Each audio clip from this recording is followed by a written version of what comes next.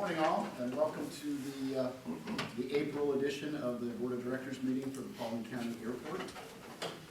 I'd like to call the meeting into order. Pastor Harold, would you? That's the first. This group, you all.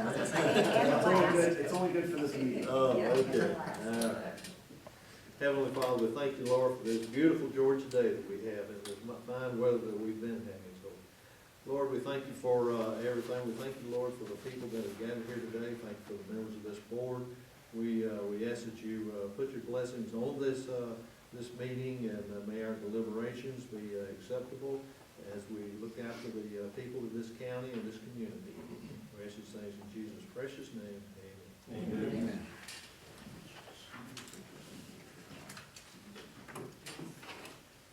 All right, next up, item of business is our appreciation to Mr. Tidmore. I had the pleasure of meeting Mr. Tidmore back in 2016, I believe. And we worked together on this board through various different items and agenda topics. I understand that Mr. Tidmore started on the board in 2013, January 2013? And has served for, that's what, 8 years as a committee member. Carrie is married to Mary Ann, 5 children. So at this point, I personally would like to express my appreciation, Carrie, for your efforts towards the board. I know the citizens and this board itself do appreciate that your involvement in it. And at this point, I'd like to open it up to any other board members that would like to make any comments. If not, Terry, you're welcome as well if you'd like some time. I would like to say a few things. I am a pilot. Pilots are trained. Their hands take control of airplanes and they move them, and the planes go in the direction that the pilot kind of desires them to go to. This may come as a surprise to y'all, but Carrie Tidmore is not a pilot. Carrie Tidmore is an aviator. Aviators are born, not trained, and they are not connected to the controls via muscles, but rather neurons. And so I've had a pleasure to see Carrie in action and to work with him in that capacity. And so we have been blessed to have a true aviator working in our midst. Carrie has also taken a lot of criticism over the years on social media and other places. Carrie is a professional pilot with FedEx, as you all know, and that has caused him to miss a lot of board meetings because back when he was flying internationally, usually when I called him, I started off the conversation, Carrie, what time zone are you in? And so, you know, he seemed to be absent in this capacity, but I assure you that Carrie Tidmore has been one of the most active board members that we have had in my 5 years here. Just to name a few of the things that Carrie has been intimately involved with over that time. When the Piper aircraft got away from its owner and flew into the side of the fuel farm at about 40 miles an hour, Carrie's was the first number that I dialed. He was here probably within 5 minutes. Took control of the situation here from an airport perspective, interfacing with the FAA, the emergency responders, seeing to it that the pilot who was slightly injured in that incident, making sure he got treatment, and had everything perfectly under control by the time I got here. Carrie was responsible for working with me almost every day for about a 6-month period as we were dealing with an airspace issue here that required us to get very involved with the FAA, and his knowledge of regulations, of aerobatics, of just everything related to airspace was invaluable to us. And most recently, Carrie was involved in figuring out that we had an opportunity to put a grass runway. Y'all may not know that we have a grass runway here. It's not an official runway, but it's parallel to our mile-long runway out here, and can be used for training for tail draggers in particular who need to know how to operate on unimproved fields.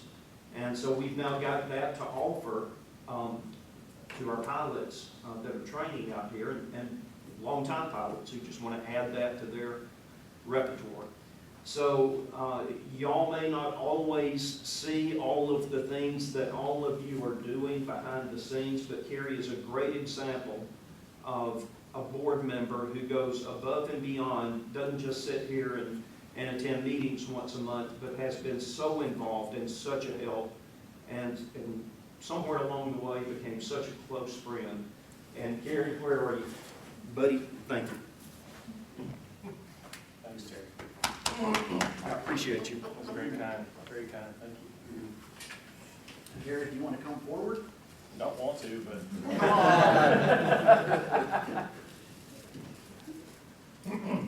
I'll read the plaque here that we so honor you. Paulding County Airport Authority recognizes Carrie Tidmore for your dedicated leadership and support of aviation in Paulding County as a member of the Paulding County Airport Authority. very nice. Thank you for your service. Thank you so much.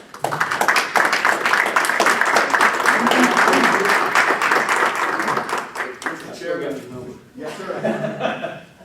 you gave the award before I had a chance to. I'm sorry. Hand that back. Dave, the floor is yours. Okay, well, I've known Kerry for a number of years now. We worked together on an air show. He's born and raised in Paulding County, and I don't know, it's like Terry. I think that gives a citizen an extra edge when they've seen the county grow and develop, and they stay in their hometown to serve, and that's exactly what Kerry has done. Now, he picked the Air Force to serve in rather than the Marines, so we lost a little bit there, but not only did he excel as an Air Force pilot, but he got into aerobatics and flew at air shows for years competitively, and so he's a pilot's pilot, lives and breathes it, and then when he got hooked up with Mary Ann, he took a higher step. And they're a great couple for the county. And Kerry, we do just so much appreciate your aviation expertise and what you've provided to this board and to this county. Thank you. Thank you, Dave. Thank you, I appreciate it. I'm not much on, I'm not a man, but I don't have any great wisdom or parting words, but I did want to say a couple of words of thank you that I think are appropriate. So, you'll indulge me just 2 seconds, I promise to get through this, so you guys can get on your business a bit longer the rest of your day. So, first of all, Terry, thank you for your kind words. It means a lot. Also, Dave, thank you very much. And to all of you, thank you for this opportunity. I am nothing more than what God wants me to be and who He made me to be. So, anything that I've ever done in my lifetime has been promised of what God has given me everything that I am, and I'm very grateful for that. So I look at my service, the opportunity and the blessing that I was given the time that I've been out here, and goes way back to the Blake Swapper days of '07. When I got back to the county in '07, and my phone rang, it was Blake Swapper. And I think he basically started out with, "I hear you're back in town, when did you come see me?" So I went in with both feet back in the committee days, and we were sitting in a trailer on top of the hill up there, doing certain things. I think Jacob was probably a part of that, and Tom and Dave, and the rest of the faces have moved on and done bigger and better things. But looking all the way back to that, I knew right then that this was going to be something special, and it has been. It has been, and along the way, it's been a rocky road at times, and there's been a lot of things and ups and downs, and it's going to stay that way. But I do think there's really something special in this airport for the county, and I charge each one of you to find out what that truly is and what your impact can be in that, and take it on and move forward. So, but just a couple things that are due. Thanks to Blake Swapper, he's not here, but it's worth mentioning. He built, if you haven't figured it out yet, Terry mentions this a lot, but it's absolutely true. Blake was a visionary when he built this airport, and most of which the average person will never see or recognize. It's the things he did behind the scenes that really make this airport what it is, and he deserves a lot of credit for that. And so does Jacob too, for being a part of that. So thanks to Blake. thanks to Calvin Thompson, for also seeing something in me that he thought was valuable. And he, along with Dave Carmichael, are one of the reasons that I was pulled into, is that the right word, Dave? I used to use the word voluntold a lot. People have come to know what that means, so I think I was voluntold, but I did it willfully and certainly cheerfully. It was just really been something that's been great, so thank you. I want to thank Tom for just being there always. Tom, you've been here a long time, and you've done a lot of work keeping the board kind of down the straight and narrow path, particularly in closed sessions, and we tend to veer off in all these bomb-bursting, fleur-de-lis type things. So thanks for being there. Thanks for always working with the board and just helping them along the way, keeping things straight. Terry, I want to also thank you for your energy. Terry's influence out here is just, when he came on board and became a part of this team, things I think really changed. Because Terry's not only has a really good organizational, incredible energy combined with very, very smart organizational skills, and then just all these technical aspects. He has such a great handle on them. Man, what a value Terry has been. And when we did, and it was really, really fun because, you know, at times maybe we could both be accused of having a slightly strong personality, maybe. But we're both engineers at heart too, even though I've been a pilot most of my life. I've got a little bit of an engineering background. And so you put two engineers together, and it's always going to be some sandpaper somewhere. But at the end of the day, everything that we did and we're able to work through together, we always came back around as friends at the end of it, even if we disagreed. And that's something that says a lot about each individual person. It says a lot about Terry. So Terry, thank you for everything you do. Yolanda, thanks for being the glue that kind of holds everything together up here. You do a lot. Your focus is on a lot of different things. You do a lot for this board, and you do a lot for Terry. And that's highly admirable how you do it, not just what you do, but how you do it, and it's worth praise. So thank you very much. I'd like to thank the Academy and all of it. I promise I'm going to land this thing in just a minute. I want to say 2 words about aviation, if I may. A lot of aviation people in the room. I want to just remind you all of this. I've had the privilege of being in aviation, I think now, counting somewhere to the tune of 37 years total. Over 26 or 7 of that now professionally. And it's been an amazing ride that hopefully, God willing, is still not over for me. So it is an amazing journey. Aviation is, I wrote this down, just a couple facts. One of the most globally based industries, if not the most globally based industry, I believe. So what you've got a hold of here and what you've got into is something that reaches far beyond Paulding County. If you haven't figured that out, it reaches across the world. And believe it or not, if you don't think that this airport, this tiny little Paulding County airport, could touch something or someone across an ocean, then you don't fully understand aviation and its far-reaching ability. It is a global thing. Aviation connects people to people, people to things to people, and things to things. That's my quote. It's about as simple as it gets. But it's true. It does. And I get to see that in my work at FedEx. I get to see what that global perspective really is. And Sam and I were talking before the meeting, and he certainly understands that in his background as well. So I just want to remind you all what your reach really is here and what you're doing. It's really a great impact. So when you show up, I charge you all to, make sure that, come with your integrity intact, do the right things, be honest in what you do. And most of all, just remember that you're serving the people of Paulding County always, and don't forget that. So I just wrote down a couple of quick facts. Aviation is 63 million jobs globally. There's not many industries that can touch that. 1.2 billion travelers per year. So, and then just like I said, in my industry, I think with this, the scaredemic, did I say scaredemic? COVID-19 pandemic. At FedEx, we're seeing volumes that we've never seen before. And so we're doing our best as a company to try to catch up with that and serve this great country and serve the public. But aviation has just an incredible impact on everybody's lives. I wrote down, aviation connects I've always said this, early on in the days of the board, I would say this a lot, I would say, when we were talking and trying to educate the different board members on what aviation really is in our lane out here and other places. And I said many times, Tom may remember, I said aviation connects lines of commerce and business, period. It does. And so that's kind of what we're here for. And so Paulding County is trying to figure out what's our role in that. And Terry and his board, that's what you're here for, so. And finally, I was just gonna say, again, in closing, thank you again. I appreciate every opportunity I was given out here. It's been wonderful. The friends I've made, the colleagues, the professional relationships are something that I'll certainly take with me. And Terry and I still talk a lot. And so for now, as I move on to this next chapter in my life, in our life, I want to thank mostly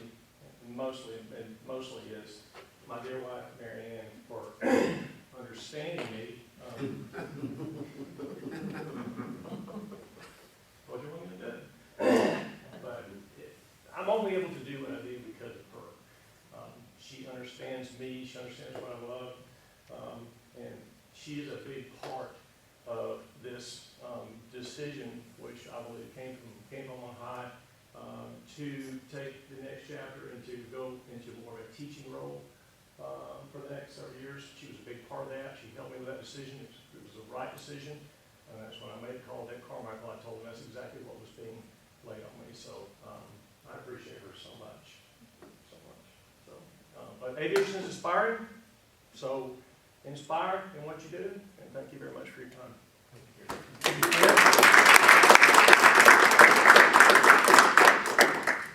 Once again, Terry, thank you for your service. Thank you, sir. Appreciate it. All right, next up on our agenda is the approval of the meeting minutes from March 17th. These have all been distributed. Is there any discussion? Move to approve.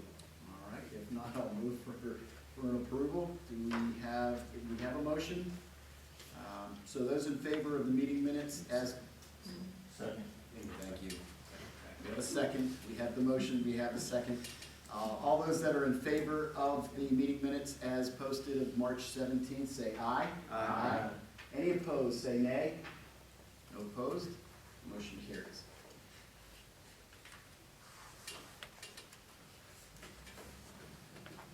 Terry, you want to talk about fuel sales analysis for March, which you provided us?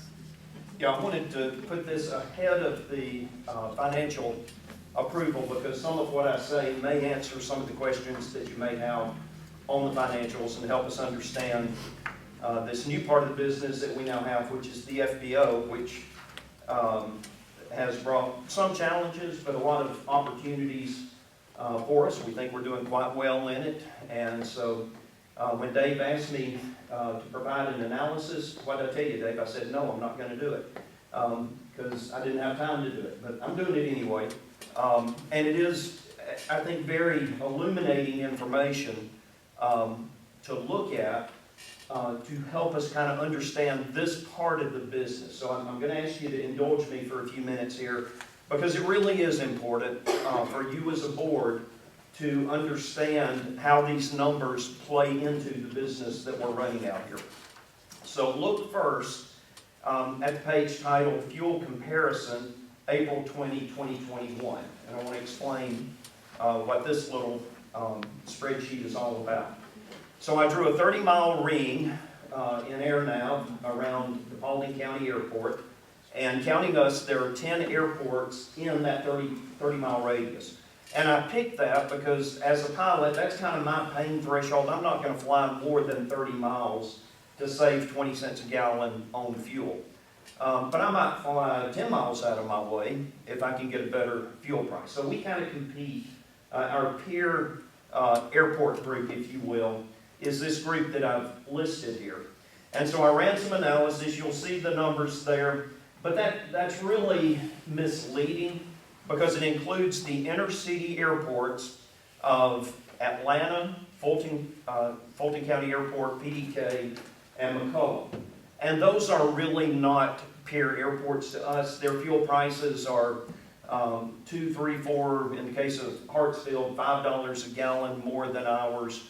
And so I provided that data so you can see what it is, but then I did what I think is a more meaningful analysis, and I took those out, and the bottom half of the spreadsheet shows how we compare to the airports our size. Then it gets very interesting. One thing that you might observe is in the inner city airports, they do not provide self-serve fuel, period.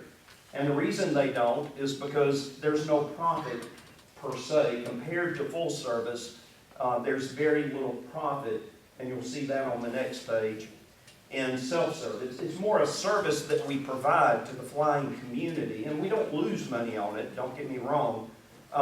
But you will see, again on the next sheet, 85% of our net income in fuel services comes right off of that Jet A fuel truck.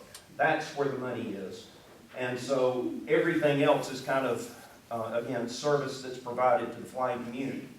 But if you look at our peer group airports, we'll just go across the top. Self-serve, 100 low lead, $3.99. The average is $3.92, so we're within just a few pennies there. We are dead on average for full serve, 100 low lead. We are a nickel below self-serve on Jet A, and we're just a few pennies above on full service Jet A. So basically we are right in the average. So from a fuel pricing standpoint, I contend that we're right where we need to be. And I look at these numbers not every day, but certainly 2 or 3 times a week, because these numbers do change as often as you see Racetrack and QT change your car gas prices. That's about how often the wholesale price of Jet A and 100 low lead changes, and therefore that drives the fueling industry that we're in. Put a few assumptions under there, and the analysis, what really counts is that bottom sentence there. Our fuel prices are almost exactly average for our peer airports within 30 miles. Again, excluding the inner city airports that don't apply. Does anybody have any question about how we calculate our fuel prices, where we stack up with our peer group, or anything about that part of the equation? All good? All right. So let's look at the more interesting sheet, which is the fuel cells analysis. And this is a difficult thing to get your head around, primarily because it changes so much from month to month to month. The weather conditions drive it, the number of hours that you have in a day, you know, how much sunlight you've got, because most of the flying takes place from sun up to sundown. So your wintertime sales are always going to be less than your summertime sales, or almost always, unless there's some other extenuating circumstance. But with all that said, let's look at where we are. So wholesale price, and again, this changes every day, and the wholesale price of 100 low lead in particular has been on a very high trajectory. The first fuel load that we took on was right at $3 a gallon back in October. The fuel that I just ordered yesterday is $3.73 a gallon. We're almost certainly going to have to raise our price in order to cover that, because 20 cents a gallon is getting to the point where we're really not making any money on 100 low lead. But for better or worse, that's the price of the wholesale price that we pay for 100 low lead today. The today price of Jet A is $2.11. This really hasn't changed much in the past 6 months. Jet A is a much more stable, much broader fuel. It's used all over the world. It comes out of a pipe in Dorville instead of off of a barge in Savannah. So the distribution costs are a fraction of what it is for 100 low lead. The manufacturing costs are less because there's just such a greater volume. So it's a completely different game than 100 low lead. So when you're looking at the analysis between these two products, you need to keep that in mind, that the market is completely different. It's like selling Chevrolets and Mercedes. You know, they're just two completely different products. So today's retail price, if somebody were to come in today and buy fuel from the Paulding County Airport Authority, FBO, these are the prices they would pay. But it's not that simple. There are also contract prices, there are special arrangements that have been made with some high volume users and so forth. So when you say, what is the average price of fuel? The answer is, it's just like saying, how much does a house cost? The answer is, it depends. So the example I'm going to give is, all of y'all now know that Cartersville is going through a paving project, and they are closing down the runway at Cartersville at night until we get to the first day of June, at which point they're closing it down for 24/7 for the month of June. And so that airport is going to be closed for about 30 days. How does that affect us? We are the closest airport to Cartersville with a runway our length. And so Phoenix Air, who's one of the largest general aviation providers in the state of Georgia, is based and in fact leases the entire airport at Cartersville. And they have about 25 airplanes, about half of which are in the Learjet class, and about half of which are in the G2, G3, G4 class, big, like our G650, big airplanes. And so what they have decided to do is split that fleet into two, because no airport is really prepared to take their entire fleet. The small stuff is going to Rome, the big stuff is coming here. Well, why does that matter today? If you look out that window, you'll see the Penske rental truck, you'll see some Flightline gear and so forth. That all belongs to Phoenix Air. And it's here because one of the services that they provide is a 24/7 ambulance service to the State Department. So you may remember when the Ebola virus was running through Africa, Phoenix Air is who picked you up. If you're an American citizen and you get Ebola in Africa, Phoenix Air is who's coming to your rescue. And they have a 24/7 ambulance service that is, it's actually a fleet of G3s scattered around the world, one of which is based at Cartersville and now based at Paulding County. And so at 1 o'clock this morning, David Ross, our head lineman, and I were out here on the flight line putting 2,412 gallons of Jet A into a G3 that took off from here and headed to South America to pick up an American citizen who was in distress. They will deliver them to wherever their home is in the United States, and at 2 o'clock this afternoon, they'll be setting back on the route. The airplane will be decontaminated through professional services, put back on the flight line, and we're back on alert again. So we are now, for the next 2 months, on 24-hour alert. Why does that matter to this discussion? Phoenix Air is a participant in the Phillips 66 contract fuel program. And that is a completely different pricing mechanism than what we have been doing, because we haven't had a volume customer who dealt with that yet. So we're now set up for Phillips 66 contract pricing, and so we will be selling them fuel based on that contract that they have with Phillips 66, and now we have with Phillips 66. And the price of fuel is driven by today's market, not by what we paid for the fuel that's in our tank. It's a very different business model.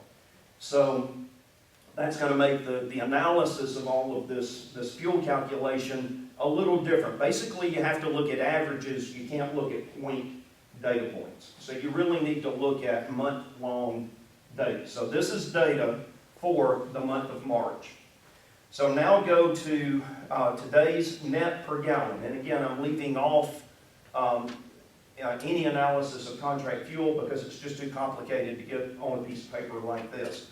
But for the other products that we sell, we make 26 cents a gallon today on 100 low lead, self-serve, $1.02 on full serve. Now let me talk about that. When you look down at the volume, you see that we've only sold 93 gallons of full serve 100 low lead. That's because today we don't have a 100 low lead truck. If we had a 100 low lead truck, we would sell a lot more self-serve. So in order to have a full service charge on here, we actually have one plane that's sitting right over there. It's a Cessna 150, and that particular owner likes us to tug his airplane over to the tanks and us to put the 15 gallons in and tow it back and put it over there. And he pays us the extra $15 for the effort so that when he comes out here to fly, he's ready to go. So that's why it's only 93 gallons for the month. Once we get the fuel truck, which should be delivered probably in the next 2 or 3 weeks, this number will go way up, and we'll start making more money on full serve. We get calls for full serve 100 low lead pretty often, but today we don't really have that service to offer. So that's why those numbers are skewed. Now you get into the more interesting topic, which is jet fuel, and you'll see that on self-serve jet fuel, the margins are much bigger than on 100 low lead. The market price place for Jet A today is that we're making $1.14 a gallon even on our self-serve Jet A. And we're making $2.14 a gallon on our full-serve Jet A. So now let's look at March. So you see the gallons sold. We sold, and I'm going to round these numbers up just to make the math a little easier. We sold about 4,000 gallons in 100 low lead self-serve, insignificant amounts of full-serve avgas and self-serve Jet A. So you can almost ignore those. They really don't figure into our bottom line at all. You can see the exact numbers here, but they're to the third decimal place. So you can ignore those. You really need to look at self-serve low lead and full-serve Jet A. And you'll see that we sold close to the same amount. But we actually sold 600 gallons more of 100 low lead than we did of full-serve Jet A. But look at the margins. Look at the net. We made about $1,000 on this 4,000 gallons of 100 low lead, and we made 7,000 gallons on the 3,300 gallons of Jet A. So that's where your money is, your full-serve Jet A. So now look at total sales. Our total sales for the month was $31,000. Our cost of goods sold was about $22,000. So our total net income, now this isn't profit because we're not taking out for credit card fees, for labor, for maintenance, all of the things that go into running a fuel farm. This is just your net sales after the cost of goods sold. About $8,000, $7,500 of which was made off of the full-serve Jet A tank. Okay? So the total number of gallons we sold, 7,500 gallons.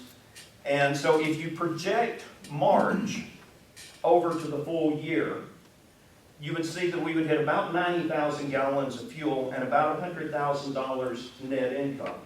Now be careful with that because you can't project March over the year because we've just come through the winter months, and in the winter months we were selling about half of this amount.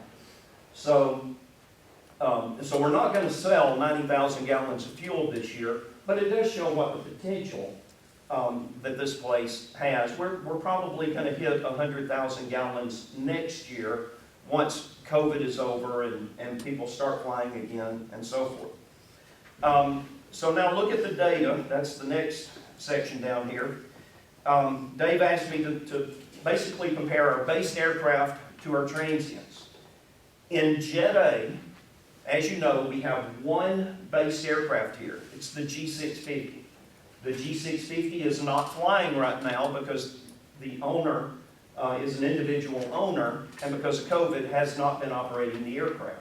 Today, the aircraft is in maintenance down probably at Savannah. He goes sometimes to Texas, depending on where they've got an open slot. The airplane will return probably in another week or so. And we would anticipate that now that people are beginning to get vaccinated, the owner hopefully will go back to flying again. But all of our data up to this point, for all practical purposes, excludes any local sales of jet fuel. So this is all transient. So again, remember, 85% of our net proceeds, which is the money that will plow back into operating the airport, is transient full-serve Jet A. If you look at the piston-based aircraft, 38% of the fuel was sold to our base customers, 62% to transient. So basically, 2 out of 3 gallons that we sold went to transient customers. But again, the numbers, the profit margins are so small there, it almost doesn't matter. But that's what the data is. Okay, and then you'll see the number that fuel sold from the Jet A fuel truck represents 85% of our net sales. So conclusions. Sales from the Jet A fuel service truck totally dominate the overall performance of our FBO wing. Jet A is a commodity, locally distributed from durable. That means your distribution costs, your availability, everything else is much, much easier and cheaper as compared to 100 low lead. 100 low lead is a boutique fuel. It's basically an obsolete fuel. 100 low lead, that name is misleading. It still has lead in it, unlike your car gas, which is unleaded fuel. And the aviation industry has been working for 20 years to try to solve this problem of how to get the lead out of the aviation fuel and still be able to service these aircraft that are 40, 50, 60 years old, in many cases, with engine technology that requires that lead content in the fuel to keep from destroying the engine. It comes from 2 distribution points in our area, Panama City and Savannah. So let me say a quick word about that. Distribution costs dominate the variable part of the price of fuel. If you go widen your search and look at fuel prices in a 100-mile radius, you observe something very interesting. South of I-20, fuel prices plummet for 100 low lead. As you get closer and closer to the south border of Georgia and into Florida, fuel prices are 50 cents a gallon on average cheaper than they are north of I-20. That's all in distribution cost. Okay? So there's not a whole lot we can do that. Peachtree City, who is also a Perry Brothers recipient of fuel now, they just signed a contract with them about 2 or 3 months ago. They can sell fuel, even though they're a bigger airport and bigger volumes, and therefore their prices tend to be reflected higher, like McCollum. They can still sell fuel cheaper than we can because they're buying it cheaper wholesale than we are because of the distribution cost. Not a lot cheaper, but we can't match their prices because of distribution cost. All airports, we are not unique. All general aviation airports, like us, with very few exceptions. Small airport in Villa Rica, that airport is a privately owned airport, gets no federal grant money like we do. They don't even have Jet A. So they are 100% totally dedicated to the small piston market, and they're just not in the big jet business at all. So they're an exception. But for all of the other airports in our area, we're basically supported financially by the bigger iron that flies through, which is exactly why airports like Fulton County, McCollum, and PDK are doing everything they can to minimize the footprint of the small aircraft in favor of bigger hangars and bigger airplanes, because that's where the money is. And I've said this many times, I'll continue to say it. The brilliant design that Blake Swafford had when he designed this airport is such that it can support both very effectively. We will be able to support the piston single market for the next 50 years here without reaching capacity of what we can do in the large aircraft market, the larger, the corporate America, you know, your G2s, G3s, that kind of airplanes, which, by the way, that's what pays the tax money. That's what's going to provide the operational capital to make the airport self-sufficient. And that's why this project over here, the Terminal Area Expansion Project, is so vitally important to us. This airport will never be self-sufficient in cost, operating cost for the county, until that project is finished. We must continue to keep the pressure on that. I'll have more to say on that a little later in the agenda. So that's my analysis on fuel prices using March as an example, and I'll be happy to answer any questions you might have on this, Sam. Yeah, just a comment, and maybe you can correct me, but it looks like Jet A sales will, unless something really changes, Jet A sales will peak in June, and then it'll diminish because of Phoenix. No, not really. Yes, there will be a peak, but the airplane that we fueled at 1 o'clock this morning was the first fueling of a Phoenix airplane that we have done. Yeah, they have just positioned that airplane here, so that's brand new for us, and Phoenix Air sales do not show up in this data. So the numbers will actually go up more as we get into the summer months, and then you're right, after July, those numbers will come back down again, but again, these numbers do not reflect anything for Phoenix Air. That's March data that we're looking at. We're looking at March data, and we had no Phoenix airplanes here in March. So the Jet A sales that you're showing here was from transient aircraft doing business in Paulding County, or Business, just stopping training, transit through? pleasure travel. We have charter service that drops passengers off and picks passengers up here at the airport. We have dogs that are dropped off at the Paulding County Airport because there's apparently a very highly renowned dog trainer just over the border in Polk County, and her customers fly their dogs in here. And it's a King Air that comes in, and Fifi gets off and is very poorly behaved and disappears for a couple of days and comes back and proudly marches up and looks like a different animal. So yes, it's all manner of general aviation. Okay, so we really don't know the numbers of jet versus turboprop. It's mostly jet. We do have some King Air traffic through here, but it's mostly jet. Okay, What's jet and helicopter? okay. We get a lot of, we get medevac, we get Georgia State Patrol, we get a lot of transient helicopter traffic, some military. Most of the military training that takes place here is at night, and they're not buying fuel here because the military rules are they can't take on self-serve fuel. So we would have to have a night shift here. We are now set up to take what's called the air card, which is the military fuel card, but we would have to have a lineman here in the middle of the night in order to service that market, and it's not predictable enough for us to do that yet, maybe someday, but right now, they come out here and train, and we don't get anything for it. We don't know they're here. They come and go, and that's that. Okay, not for here, but it'd be interesting to know what type of operations we're fueling. You know, the numbers of jet versus numbers of helicopter, turboprop. It'd be nice to know what kind of equipment is visiting our airport. And we have all of that data. You have to massage it by hand. It doesn't automatically get deposited into something that would answer that question, because all it is the tail number. So you'd have to then go to the FAA registry and see what type of aircraft it is. And let me say this about tail numbers. If it's self-serve, we don't put the tail number in.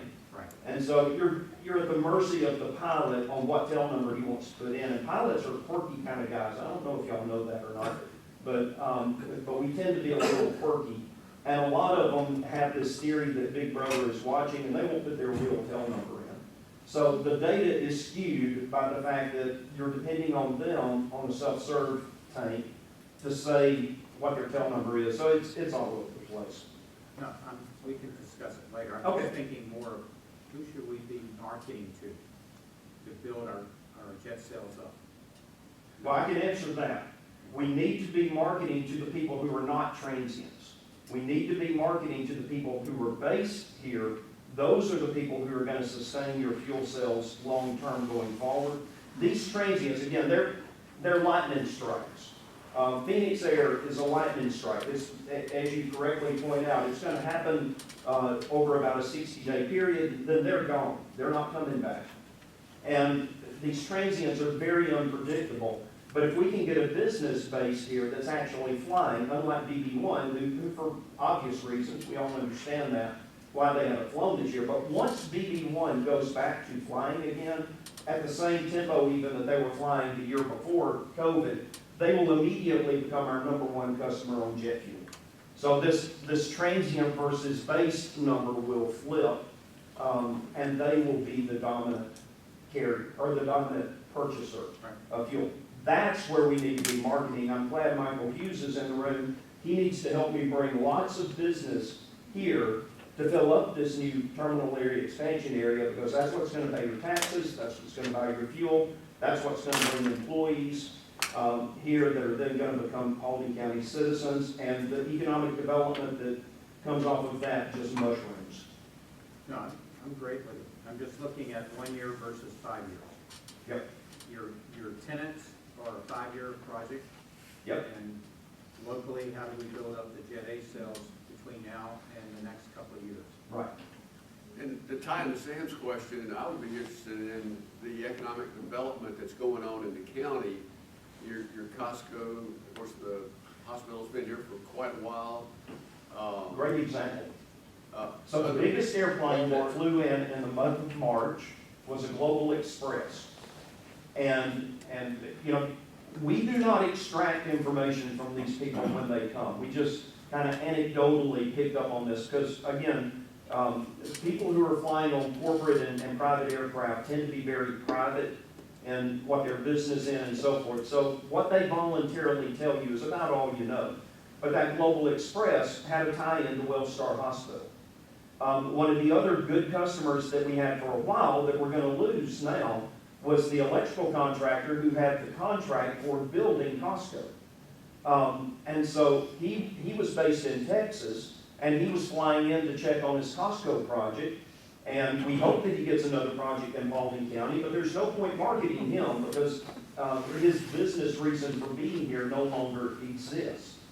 But the economic development that was taking place in the county was directly impacting the economy of the airport and vice versa. Anybody else? Terry, yeah, I've got a couple questions plus a comment. Thank you for putting this together. I think this gives the board a very good picture of our mix, where the fuel sales are. It's eye-opening. I'd love to see a version of this every month so that we have an idea of what that product mix and what our sales are. My question is the end-to-plane contract with Phillips 66. What is the end-to-wing price that we have agreed upon? I think it's $1. It's a little less for Phoenix. I haven't got the data in front of me. I think we agreed to $1.30 markup for Phoenix and $1.60 markup for the first 500 gallons for anyone else. And that price goes down as you buy, you know, the more fuel you buy, the lower that markup. Okay. But it's on the order of $1.30 to $1.60. All right, and that's what we get regardless of the price of fuel that's negotiated with them. That is just more or less a labor fee. No. That is the markup on the industry average price of the fuel that day, regardless of what we pay for the fuel that's in our tank. So if fuel jumps 50 cents a gallon for Jet A, then that would cut into our margin that we're making. That $1.30 markup is just on the United States industry average Jet A fuel price. But again, that number tends to be so stable that contract model works. Okay, there's an end-to-plane fee, which is the labor fee that we charge. It's usually a fee of 20 to 30 cents per gallon. That's all included in that number that I gave you. You don't know what it is? I don't know off the top of my head, no. Okay. And the avgas fuel truck is slated to be here. It's in the paint shop now. When Berry Brothers puts a new fuel truck on the line, they bring them into their shop, they refurbish them and paint them, you know, all new hoses, gaskets, filters, those kinds of things. And so you're sort of at their scheduling mercy. The date we're targeting is 1 May, but since that is now only 10 days away, I'm gonna guess they might be a little late. The Jet A truck was about a week late in delivery when we got it. And I suspect this is gonna be about the same. So 3 weeks would be a good target. Okay. Any questions? I guess, I don't know if it's a question or if it's just to make sure that I'm clear in my head going forth. Again, great job putting it all together. And I'm understanding it then from you, Terry, is that we've got fuel in the tanks, fuel in the trucks, and then we have contract. And That's only on the Phillips 66 contract arrangement. right. Okay? So moving forward, what we could be seeing then is on the 100 low lead, and then on the Jet A, both full serve and self-serve, and then a separate category that then would be the. Let me be very careful here. I Okay. spent hours putting this together. If y'all are gonna want that kind of data every month, I'm gonna introduce another motion for next month that y'all need to hire a data analyst for that kind of processing. I'm running an import, Yolanda's very busy, Randy's doing maintenance, that's your staff. And so, I love doing this kind of analysis. I'll answer these kind of questions as best I can, but you need to be very careful on playing all of these what-if games because they are time-consuming. And again, I am happy to provide the data, but I'm going to be equally happy to tell you on an ongoing business basis if this is the data that you're going to require in order to manage the airport and do your job as board members. We've got to augment the staff to cover that because the tail number information, for example, does not follow the dollars all the way into the bank account. So by the time the money gets deposited every morning into Westside Bank, it's a conglomerate average of the business you did the day before. And you have to manually go through and dissect even what part of it is Jet A and what part of it is 100 low lead. Much less, what of it was contract, what of it was self-serve, what was full serve, was it based, was it transient? That's a lot of data analysis and it's not automated. So I'm open to suggestions. If y'all know some software out there that I haven't found yet that automates that, but this was very laborious to answer these questions for this purpose. I can provide something similar to this every month that answers, now that I've done this, I've got the formulas, I know how to put this together, but if you start adding what-ifs to that, you're going to need to go hire a data analyst in order to maintain that. You can't afford to pay Posey to do it. They do a great job in what they do, but this isn't what they do. And the three of us that are working in the office every day would have to be augmented if we're going to provide that on an ongoing business basis. We can talk later. I think there's solutions for that don't take that much time at all. It's always easy if somebody else has to do it, Dave. It's, Believe me, I've done it for 18 years. Okay. It's very easy to do. okay, What we're looking for, we don't want to make a mountain out of a molehill. We're just looking at what our mix is, trying to understand who our customers are and where our sales are. So that's the picture that we want as a board. So as simple as. does this not answer that? This does, Okay. but ongoing would be very Okay. appreciated. To do this ongoing, I can do. But if you start adding additional requirements, then it gets harder. So if this is the report that you're happy with, I'm happy to provide this report every month. Because now I've got this set up, and I can just plug the numbers in and go. So if this is adequate, we're good. Okay? Very good. All right. Anything else? All right, thank you.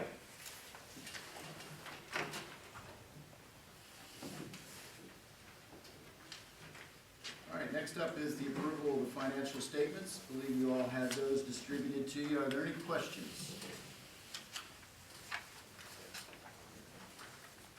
I have one. Okay.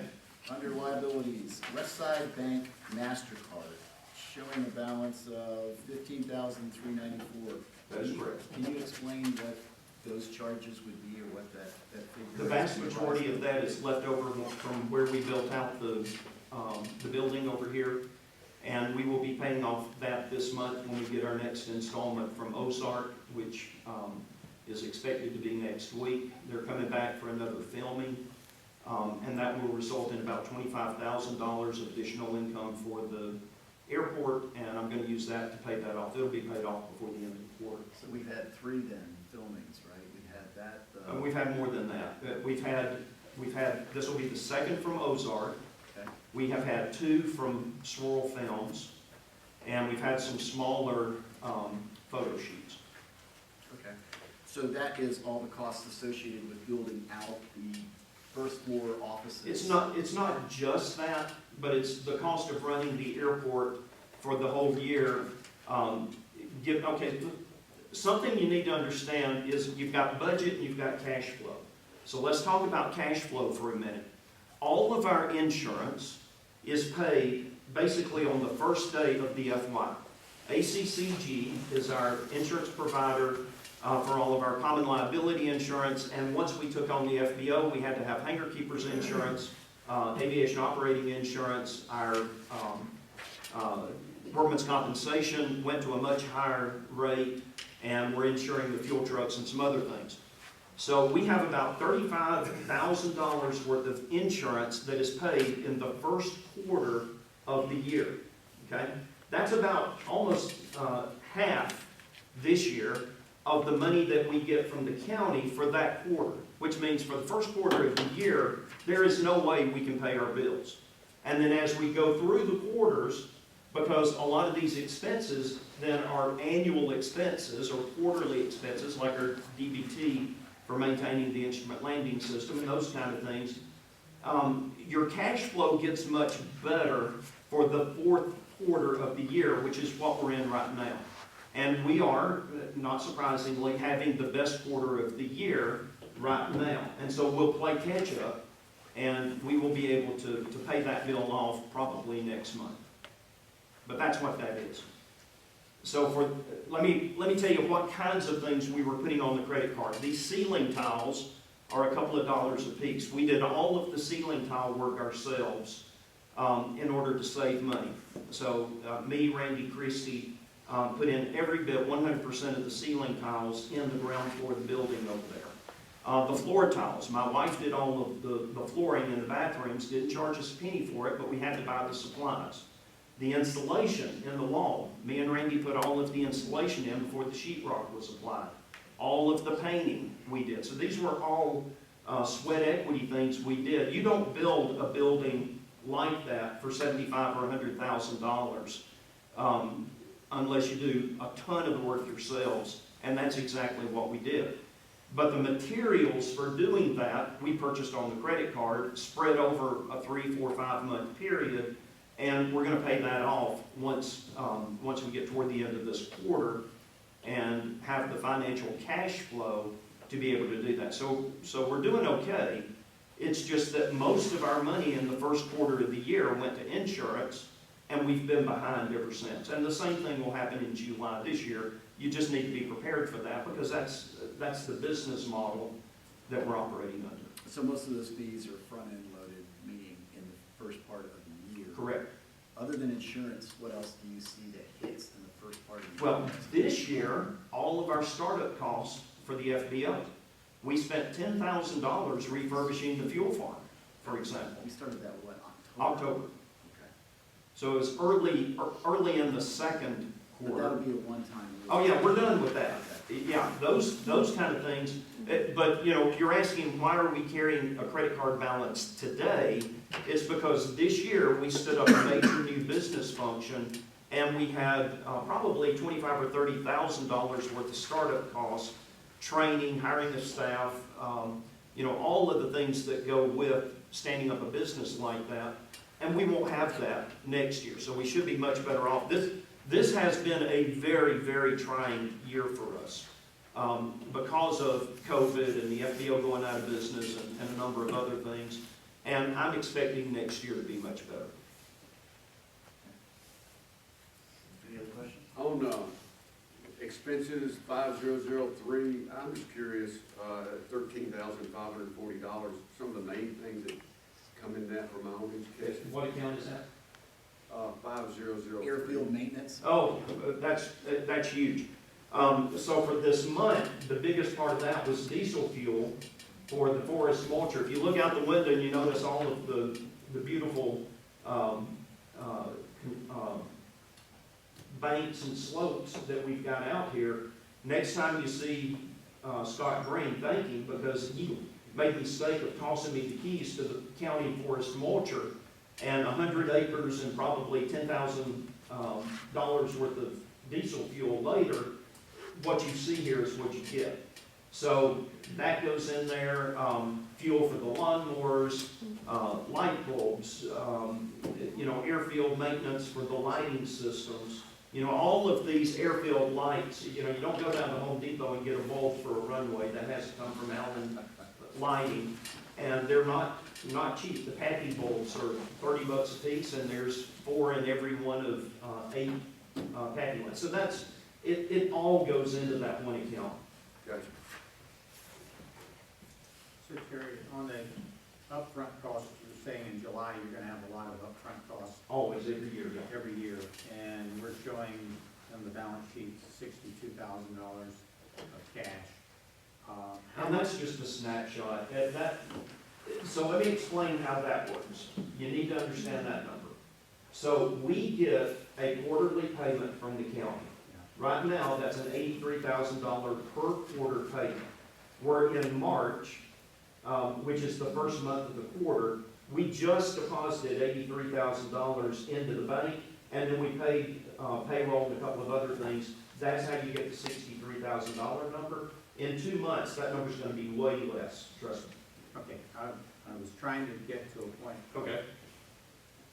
Is there a mechanism to request cash so that you can start off the year even as opposed to way behind? I'll let Dave Carmichael answer that. And I'll let the Tabitha Pollard answer. So Terry, I do have a question though, based on what you just mentioned to Sam, because you just indicated that we're in the first month of the quarter, and we just got a check. But we're in fact in the last month of the I'm quarter. sorry, April, May, June. So- Yeah, you're seeing the so- balance for the 1st of April, which was when we deposited that check. I'm sorry. Okay, I so misspoke. we just received the check then for Q4. Yes, Okay, that's, at the 1st of April. okay. And trust me, I've got Tabitha on speed dial, Nope, that's and on fine. the first day I just of the wanted to clarify month, that one Randy is piece. parked outside her office, and she is the first person he sees that morning. Terry, I just wanted to clarify that one piece, because You're right, I misspoke. I was It about to wasn't say, what well, you we're gonna said. get another check at the end of June, and Samuel will be good. No, that check will come on the first day of June. No, I got it, and that's what I thought was the case. I only have one question, or not even a question, one statement I'd like to throw out. Just comparing the last P&L to this P&L, and I brought up the question in the last session about the fuel sales other, which turns out to be the unreconciled fuel. Yes, yes. It's been reconciled now, but if you're comparing last time to this time, that line item leaves. And there's no explanation of why that line item leaves. And if we're running it cumulative for the fiscal year, okay, then to the viewer who sees the two of them, they're gonna sit unless they sat in this meeting and actually know that, hey, that's been reconciled. But can we just get a footnote put in there that says, this has been removed because of the reconciliation? That would affect that would be true for that one, but everything gets reconciled every month. There would be hundreds of footnotes. I don't think that's a practical thing to do. I mean, It opens up questions. and I'm here to answer them. And so when there are questions, we need to be prepared to answer those. But again, with the staff that we have and the business software that we have in place, I'm giving you what I can give you. And I'm working as hard as I can, and so is Yolanda, and so is Posey.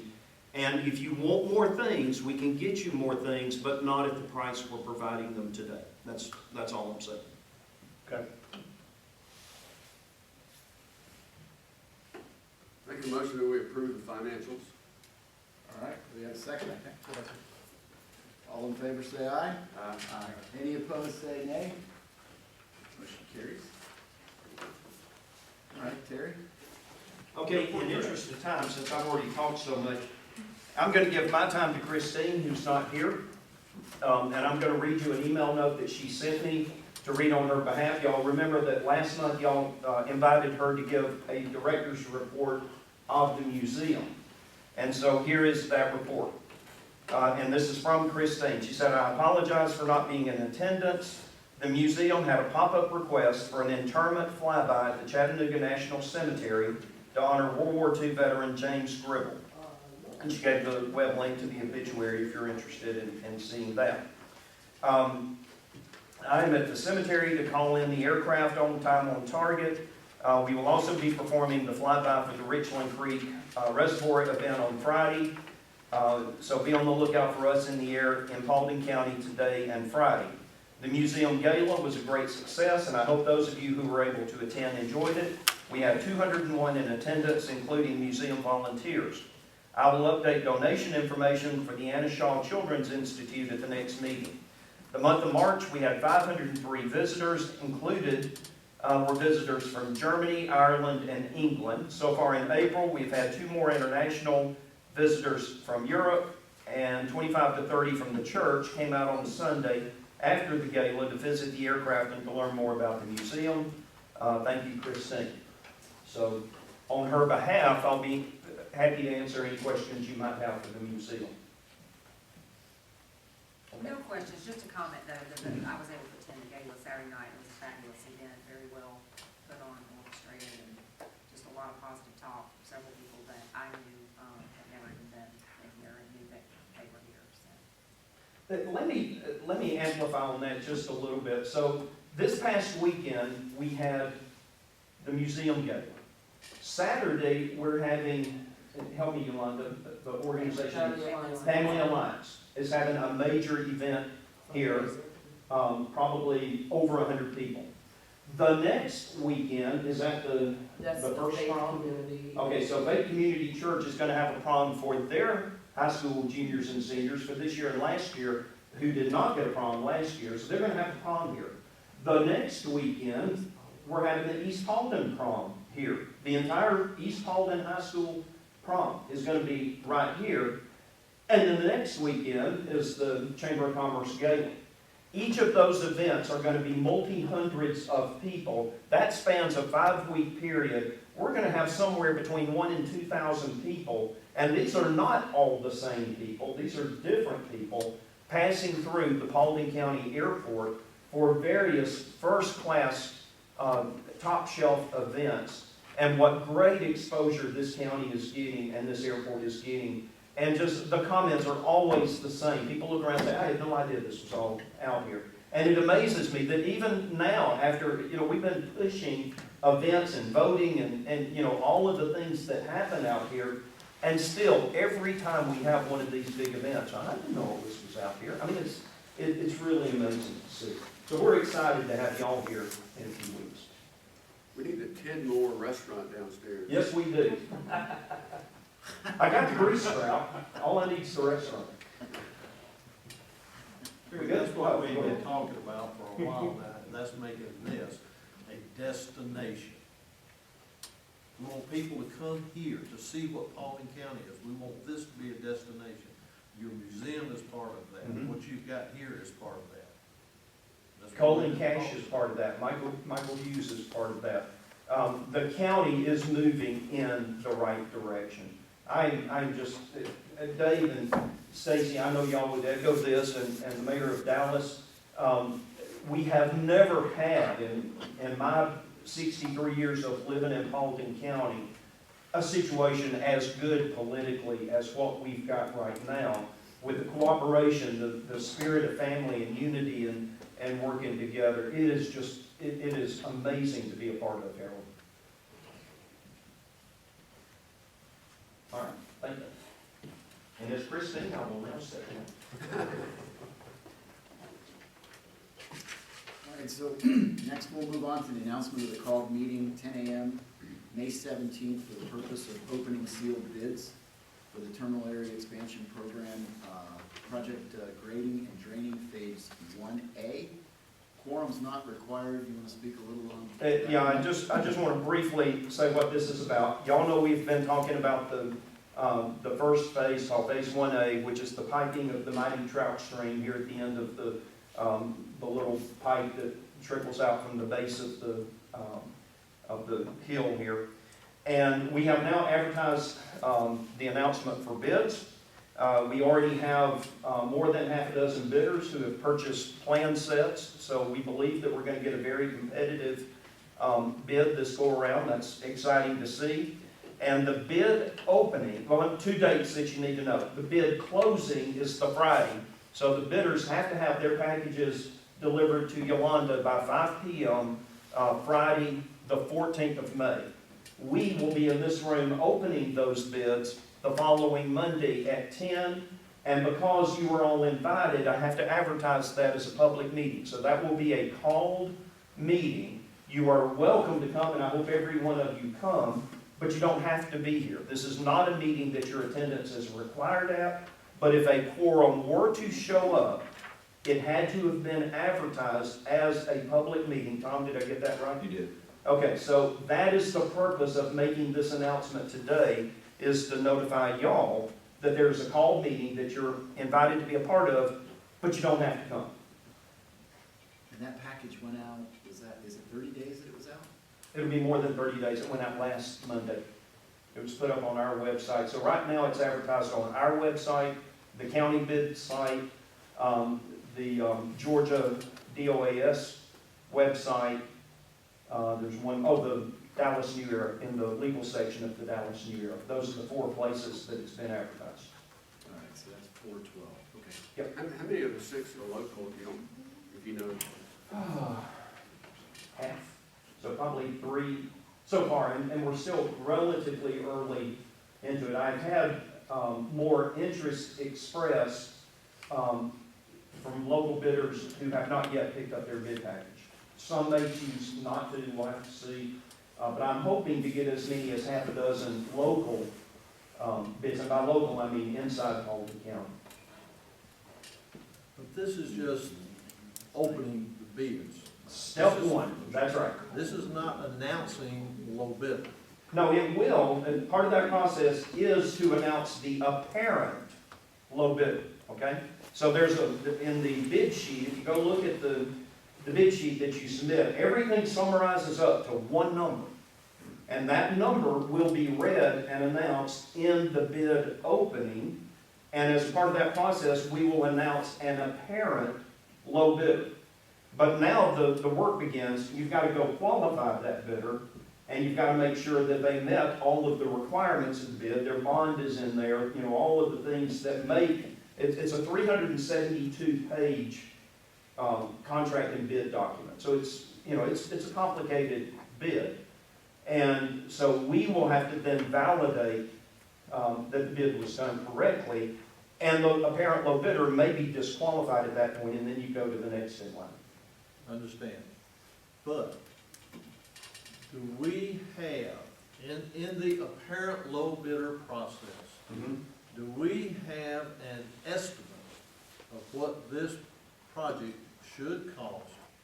And if that apparent low bidder is not within a certain percentage, and I don't know if we have a set a percentage, then we reject all bids and go out again.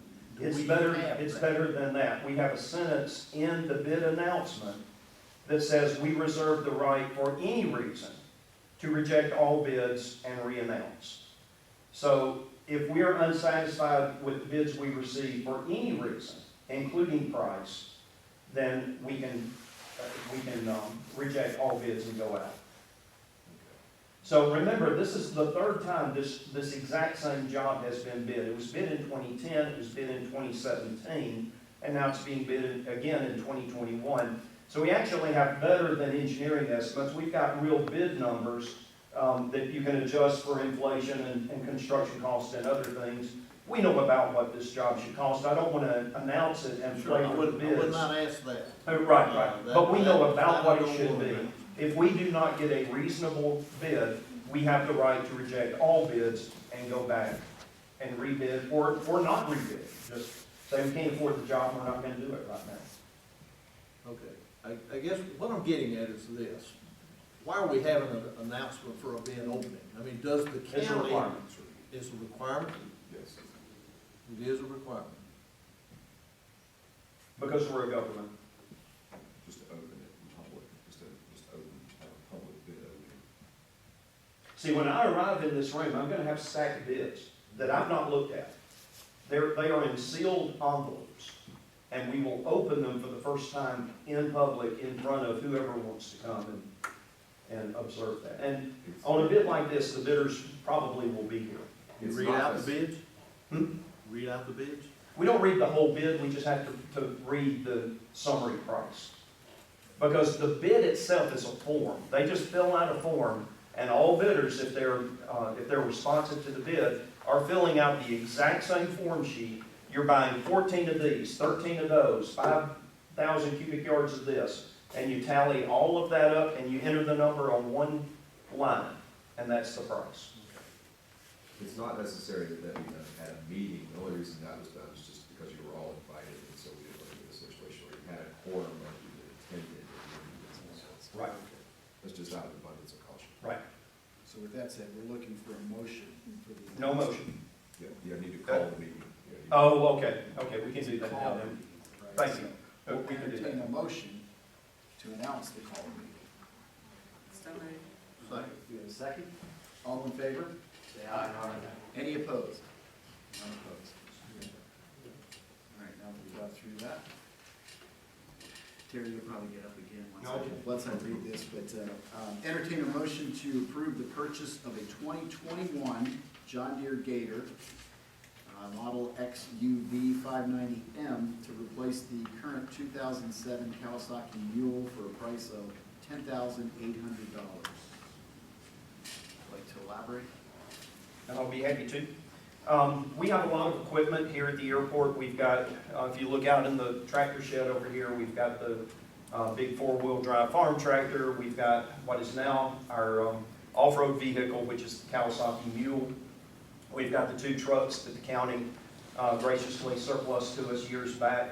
But the piece of equipment that we're focused on in this motion is our 2007 Kawasaki Mule. It was purchased brand new when the airport was being constructed, and it's heavy use. It's now a 14-year-old vehicle that's run around this 770 acres an awful lot, and in my opinion is at the end of its useful economic life. It's now to the point where I'm having to work on it about as much as operate it, and you're not paying me to be a mechanic. Although I'm fully licensed and qualified, that's not my best value to y'all. And so I can keep this machine running for the rest of the time I'm here, but it's not economically feasible. I am recommending that we now trade this mule in, and Randy in particular has been, because he's the guy that is mostly out in this vehicle running from the coyotes and the snakes.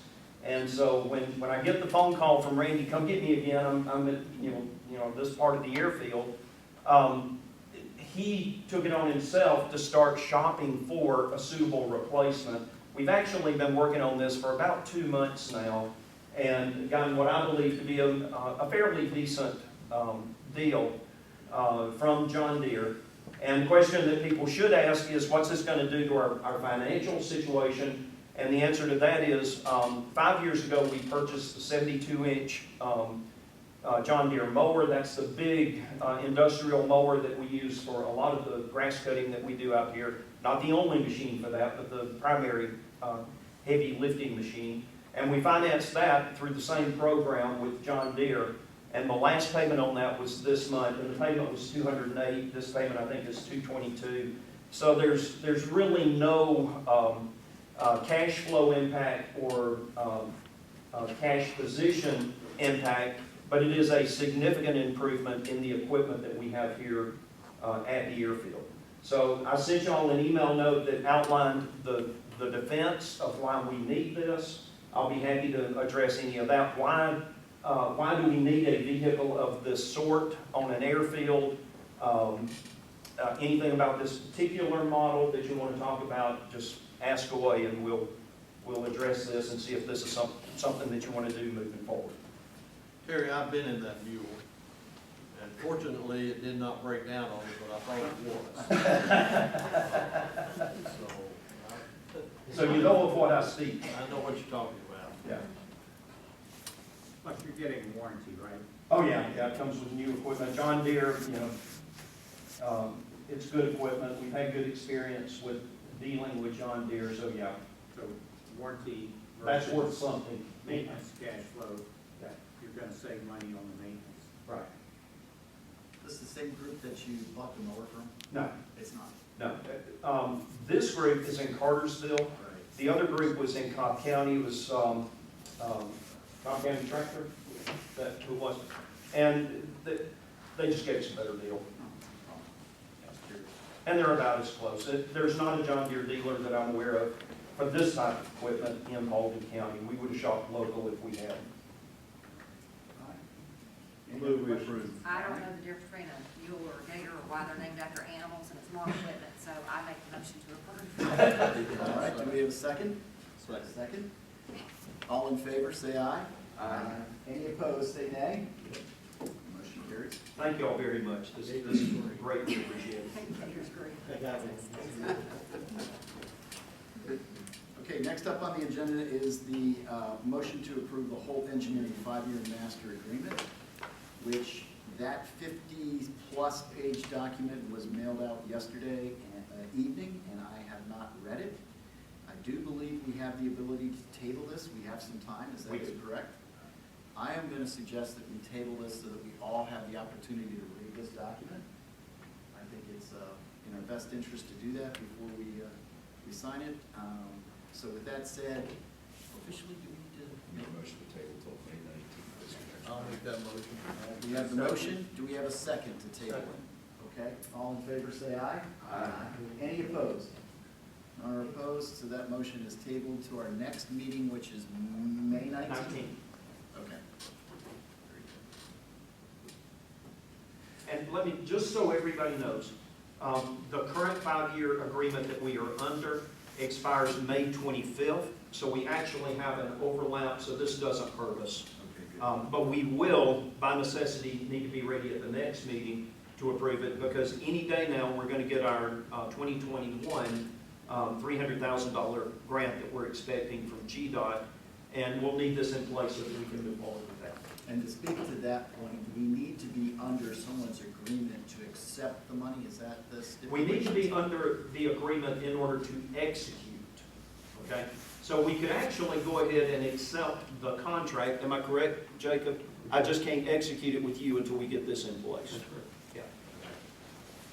All right, very good. Our next item is the motion to approve the Hangar One office building office lease for Santos Aviation Limited. This was sent out to us the other day as well. I believe you all had an opportunity to read through this. Are there any questions regarding the lease? Terry, could you speak to Mr. Santos is interested in opening an interior? He actually already has one. He does? He's an interesting gentleman. He's a foreigner, but he has lived in Paulding County in the Palisades subdivision for a number of years. I've known him for a while, but just indirectly. But he has been in this business, and he wants to bring this business to Paulding County. So this would be another aviation business starting up in, or not starting up, but relocating to Paulding County, and we'd be delighted to have him here. So where does he do the actual work, do you know? I gather from talking to him that he will come to your hangar and do the work at your facility, is his business model not right now. He'd rather have a hangar.